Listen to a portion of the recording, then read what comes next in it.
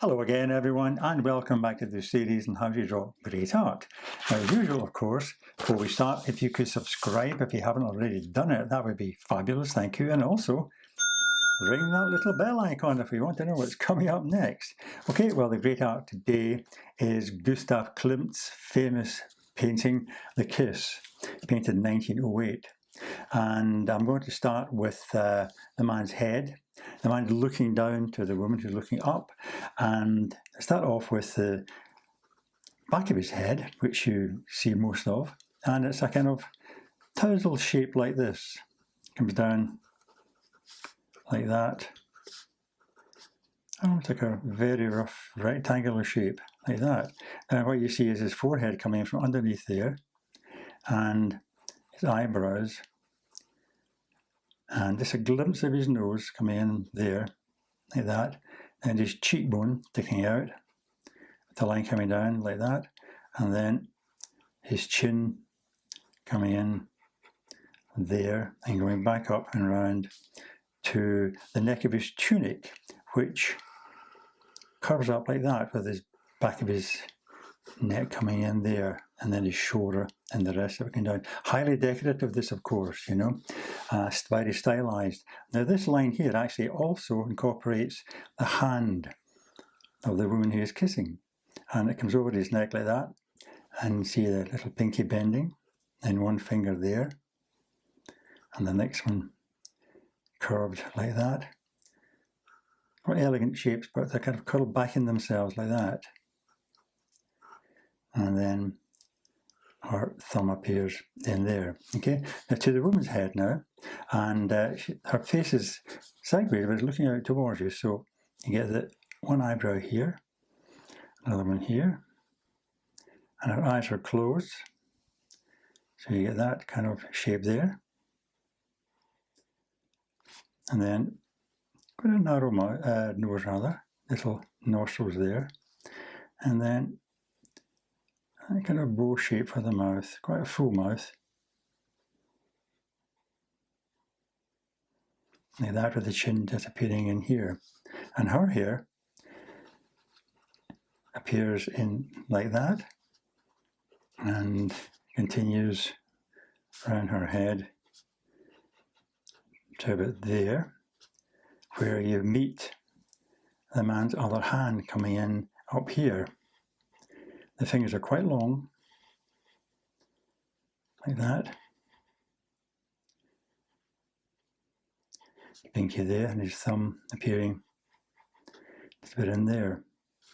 And it's kind of bent around her head, so it appears like that. And her shoulder is pushed up, so you see her shoulder coming in here. And his other hand appears just coming in here below her shoulder, there. He's just kind of holding her face, like that, with his fingers there, okay? And her other hand is coming up. You follow this line down here, her dress covers her there, and you follow the arm down, like that. This graceful line coming back up to there, and you follow that through to, there's a kind of sleeve shape there, and her nice graceful hand coming in like that over his hand there, like that. His finger comes up, goes around like that. You see the other finger appearing and there, and his hand appears down there like that. Okay, the back of his shoulder appears in here, and even though it's all very stylized, you still get the forms of the figures. They're both kneeling actually, even though they're very elongated. So the back of her figure will come in like that, and out and down, and right down to there. And you get a swivel of shape of her dress, and then her leg comes out. Oh, take that out of the way. Take that, comes in there.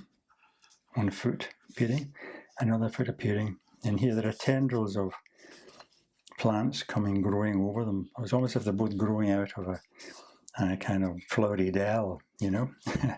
And as I said, they're covered by these textiles, which are really quite glowing. They're a little gold leaf on it. He was very influenced by the Byzantine mosaics in Ravenna, the Church of San Vitale.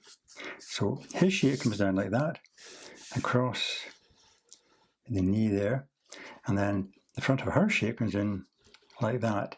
And you're just able to make these out when you look at the actual painting, because they're mostly all covered by the decoration that appears. Corrosive decoration, flowers and geometric shapes. Okay, and behind them there's a encompassing shape that goes around like that, appears, come back in there, and that curves down behind are there. And as I said, these tendrils, plant tendrils, come up almost as if they're growing over them, like that. And there are lots of these V shapes, like that, triangular shapes, which is actually very typical of this painting. I'll put those in properly later. Another couple of wee lines coming in there, and actual hill, if it is a hill, appears just behind them like that. Okay, I'm going to move on now to the decoration on the material. Okay, the pattern on the man's cloak or clothing is made up of panels. You can't actually see these very well, but they are there if you look carefully. There's kind of stripes that go across like this, and contained in these stripes you have great big shapes like this. You have long rectangular shapes, very geometric, the pattern, the whole pattern comes in like that. But they're divided by these almost invisible lines that go across the way, like that. Okay, so I'm going to continue and put those in, and I'll catch up with you when I've done that. Okay, I've been working my way down to the bottom now, putting all these lines in, and in between the lines, filling them up with these geometric shapes, some curved like that, and some circular, concentric circles like that, which appear on this side as well. But as I come down to the bottom here, we have more of these almost like patchwork shapes appearing. There's more of another line in here, a small one there. And some are square with another square in the centre, like that. And there's a big patch here, and on the side of it, what I told you, those triangular stylized leaf shapes, actually, and they come up the side of this big patch here, like that, and they create that edge of it, like that. Now move on to her garment now. You get curves coming up across there too, and joining into the lines on his garment, like that. Okay, but the pattern on the woman's dress is different, much more decorative. These are kind of hard edge ones, and the decoration on the woman's dress is much more soft, you know. It's a lot of, for instance, quite a few patches like this with flowers in them. You get these kind of circular shaped flowers, like that little spot in the middle, like that. And then another one in here.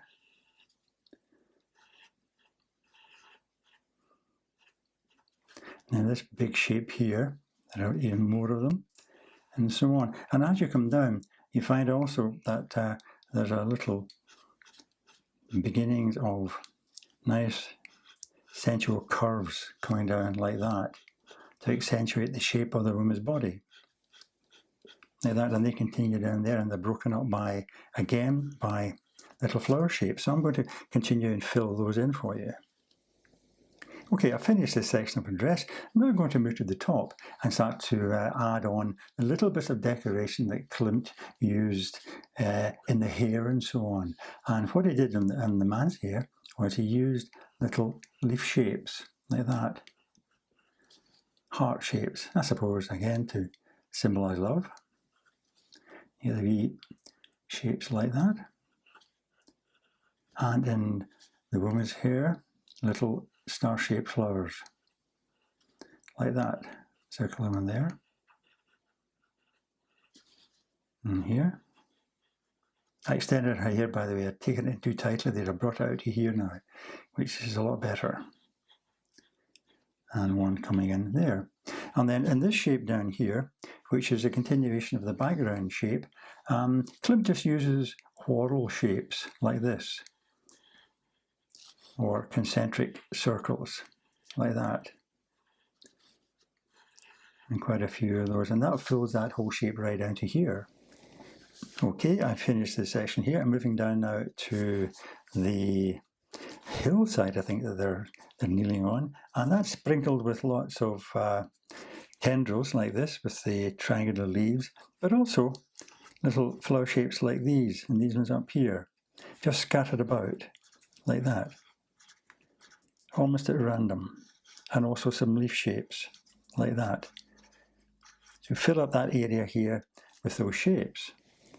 All right, I'm just finishing off putting those scattering of leaf and flower shapes down here. Right, well, the next stage, what I'm going to do is to ink in over all these lines, and after that I'll come back to you and we'll start to put in the black shapes. All right, well, I've worked my way down to the bottom here, and as you can see, I haven't actually inked in these cross lines, because when we start shading in some of these shapes, the shapes themselves will give the impression of the lines going across, and you can't actually see them in the painting anyway. So those are just more or less like guidelines, okay? So I'm just carrying on inking in over my pencil lines here, like that. You're putting those shapes in completely without using the guidelines, like that. Coming down, there's one in there, that shape there, into the bottom, and then around here. Okay, and I'll continue to ink in all of these little whorls and concentric circles all the way down here, down to the triangular shapes of the foliage. Okay, and we'll just start to shade in some of these black shapes now. The hair is black here. Also, a lot of these oblongs, rectangles are black, which I'll mark them in for you later. But first of all, if you go around the kind of curly shape of the outside of his head, like that, you can just go around the heart shape of the leaves, like that, and then fill in the gaps. Just do that carefully over the whole head. And as I said, some of these oblongs, rectangles are black. This big one here is black. So we start off by doing that. Okay. I've also rubbed out a lot of these guidelines here, so the actual shapes now are created by the oblongs and rectangles themselves. So that's black. A lot of these with the little white rectangle in the middle have a black outline, like that. These two up here are black. And that follows the sloping edge there, gives you that shape. There's a black one here. Okay, so what I want to do is I'm going to mark them, the ones that are black, and I'll go back and do those. That one there, that one. There's one beside that big black one there. Let's see, these two, that one and that one are black. That one. One on our sleeve. There, that one, that. And we have a long thin one there, and this square one here. I'll just finish that one off. Then these two, the other side of the two little squares. This one and that one. These two here. Bottom part of that one. That one. This one. These two here. Outside edge of this one, leaving the small white square in the centre. Same with that one. And these little ones here, which I'll do just now. Let's see what else. That one. This one around the outside. This one. This big black one down here. And we've got a couple coming across here. Let's see that square there. This one. This one. This one down here. And this one down here with the edge formed by the triangles. And these shapes down here. That one. And then and that one like that. So I'm going to fill those in. I'll catch you when I've done it. Right, just finishing off these black areas now. As you can see, it creates quite a striking pattern, this geometric pattern, especially on the man's garb, his cloak or his tunic, whatever it is. Now, there aren't any black areas as such on the woman's side. The tones and the colours are much more soft and muted. So I'm going to use a grey colour. And also her hair is not black either. It's a kind of dark brown colour, which I'll just indicate by using this grey.